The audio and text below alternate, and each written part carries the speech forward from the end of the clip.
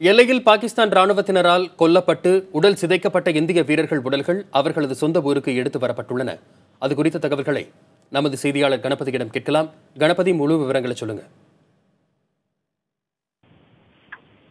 பொதுவாக ராணுவ தாக்குதலில் வீரர்கள் உயிரிழந்தால் ராணுவத்தைச் சேர்ந்தவர்கள் அவர்களுடைய உடல்களை சிதைப்பது கிடையாது. இது போன்ற எந்த விதமான நடவடிக்கைகளிலும் ஈடுபடுவது கிடையாது. தீவிரவாத இயக்கங்களை சேர்ந்தவர்களோ பழிவாங்கும் நோக்கமுடைய மற்றவர்களோ தான் இது போன்ற நடவடிக்கைகளை எடுப்பார்கள்.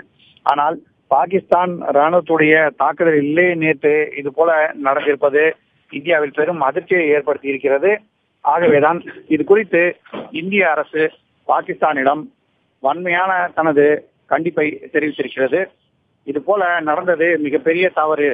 இந்த தவறுக்கு பாகிஸ்தான் நிச்சயமாக பதிலளிக்க வேண்டியிருக்கும் என்று வற்புறுத்தப்பட்டிருக்கிறது. இது சம்பந்தமாகத்தான் இன்று பிரதமர் மோடியை ஜம்மு காஷ்மீர் கவர்னர் ஓரா சந்திக்க இருக்கிறார்.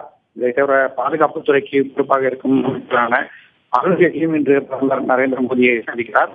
இத்தகைய சூழ்நிலையிலே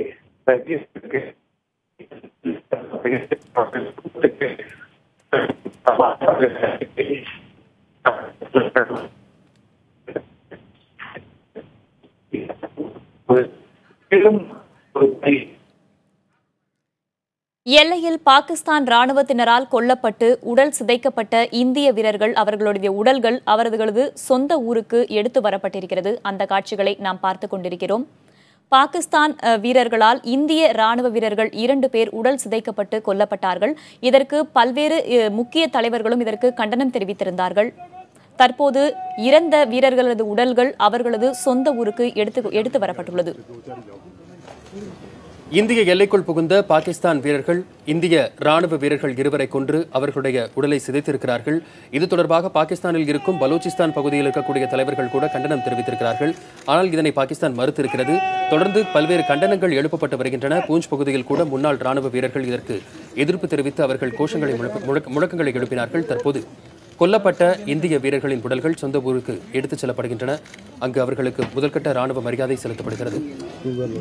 இது தொடர்பான கூடுதல் தகவல்களை நமது செய்தியாளர் கணபதி தொலைபேசி வாயிலாக அளிக்க இணைந்திருக்கிறார். அவரிடம் பேசலாம்.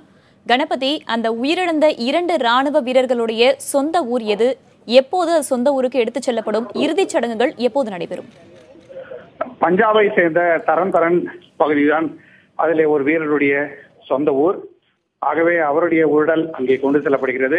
அவருடைய குடும்பத்தை சேர்ந்தவர்களுக்கு ஏற்கனவே தகவல் அளிக்கப்பட்டிருக்கிறது.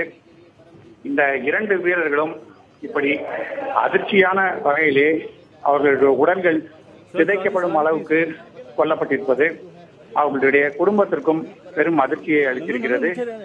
ஆகவேதான் இந்த சம்பவத்தின் காரணமாக இந்தியா பாகிஸ்தான் உறவிலே மேலும் பெரிய அளவு விரிசல் ஏற்படும் என்ற அச்சம் ஏற்பட்டிருக்கிறது. இவர்கள் குடும்பத்தைச் சேர்ந்தவர்களுக்கு முழு நிவாரணம் அளிக்க வேண்டும். இதை தவிர அவர்களில் இந்த 2 வீரர்களுக்குமே போதுமான அளவுக்கு எல்லா அரசு மரியாதைகளையும் ஏற்பாடு செய்ய வேண்டும் என்ற முயற்சிகள் நடந்து கொண்டிருக்கின்றன. பஞ்சாப் அரசு, மத்திய அரசு ஆகியோர் இந்த முயற்சியில் கூட்டாக இணைந்திருக்கிறார்கள். எல்லையில் உயிரிழக்கும் வீரர்களுக்கு ராணுவம் தரப்பில் இருந்து என்ன மாதிரியான மரியாதை செலுத்தப்படும்? அவர்களுக்கு முழு ராணுவ மரியாதை அளிக்கப்படுகிறது. இதை தவிர அவர்களுடைய சொந்த ஊர் வரை ராணுவத்தைச் சேர்ந்த வீரர்கள் சென்று அவர்களுடைய இறுதி மரியாதை வரை அங்கே தங்கியிருந்து அவர்களுக்கு அனைத்து மரியாதைகளையும் செய்து திரும்பி வருவார்கள். இதுதான் மரபு. அந்த முறைப்படியே இப்போதும் நடக்கும் என தெரிகிறது.